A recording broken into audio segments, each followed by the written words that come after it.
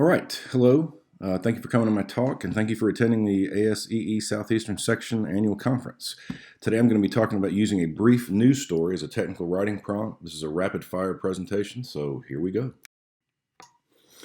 The question I'm seeking to answer is, how can writing faculty create substantive writing assignments for engineering students? I myself am a writing faculty member embedded in a school of engineering, and so I'm always on the hunt for engaging assignments for students that achieve certain objectives. And I'm going to explain one today, which begins with this sentence. Korean scientists determined that the shaking of a Seoul skyscraper, which shut down the building for 2 days, was caused not by an earthquake, but by a Taibo class in the building's gym. This comes from Harper's Magazine's weekly review for July 26, 2011. So, spoiler alert, what happened is this. It just as that sentence says. A Taibo class, which, as you may recall, Taibo is a high-intensity aerobic workout that combines elements of taekwondo and aerobics and dance, typically set to music. They indeed were in an aerobics, or a Taibo class rather, in the Techno Mart in Seoul, South Korea, which is the tall building in the upper right-hand picture.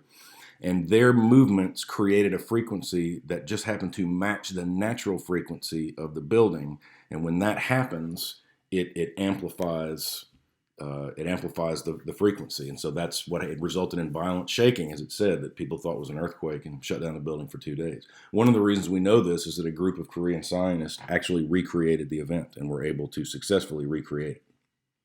So that's the very short version of what happened. My experience, there are two main reactions to this story. One is dismay. How could a group of people create an apparent seismic event? That was my reaction. There's no way this is true. I didn't look it up, by the way, when I first read this. I just made an assignment out of it to see what the students came up with. So that was very exciting. The other reaction is also dismay. How could a group of students or a group of people create an apparent seismic event? Same words, different emphasis, with a focus on finding out the science behind it, which is how we parlay into an assignment. So what happens is students first come up with a hypothesis about what they think has occurred without looking anything up, and then ask them to assume that it's true, and then they research it using reputable sources. They write a technical description for a non-expert audience that explains what went on. They revise according to the things that they found and our feedback in the class. And so within a 75-minute class meeting, we can get through all of this and hit many different bases, which I'm going to explain here shortly.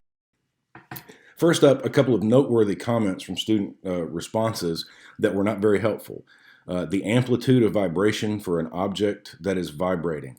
If you're a non-expert, you don't know what this means probably. I certainly didn't. It just didn't make a whole lot of sense to me. So these folks were trying, but they kind of fell short. Same thing here. The routinely made vibrations from the buildings amplified the movement of the entire building, which seems to me to move in a circle. It's sort of circular logic. I don't really know what that says. So that's not particularly helpful either. But then we get to it. This is where the light bulbs go off. Every object vibrates. Non-experts, people who don't work in structural mechanics, who don't deal with engineering at that level, do not know this necessarily. I didn't know it.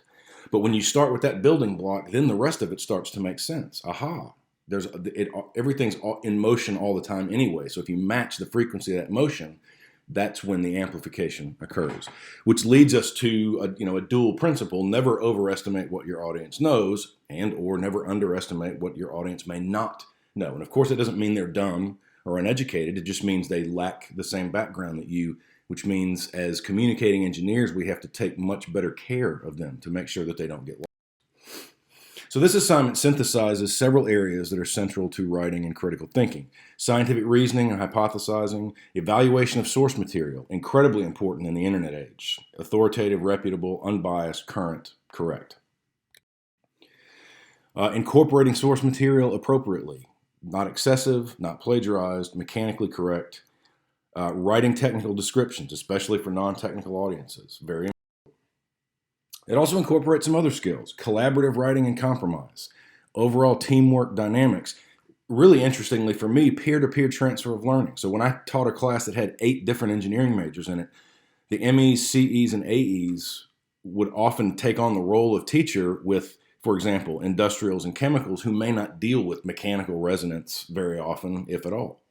So very interesting to see that happen. In 8 years of using this, I have some observations. Knowledge transfer. Students can transfer these concepts between classes. They struggle with source evaluation because validity has been replaced with ease. They can just grab something off the internet without thinking much about it. So we really have to be careful with that. They can be adept with analogies. Opera singer in a wine glass and the Tacoma Narrows bridge collapse. Not perfect analogies, but pretty close. And those were usually the ones that they came up with. And that they enjoy, learn from, and sometimes do superb work with this assignment. I won't read this blurb, but this is probably the best brief summary I've seen of what happened with this assignment. So it's a pretty neat exercise. Thank you very much.